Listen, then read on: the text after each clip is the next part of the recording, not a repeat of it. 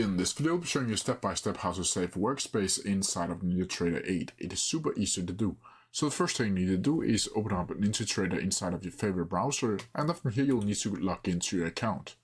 Once you do that, you'll need to log in using your username and password, or you can also log in with your Google ID or your Apple ID. From here it should look something like this. Now from here you'll either be able to download NinjaTrader onto your computer, or you'll be able to click Trade up here to go into the web trader. From here you'll need to choose live trading, and then your dashboard will look something like this.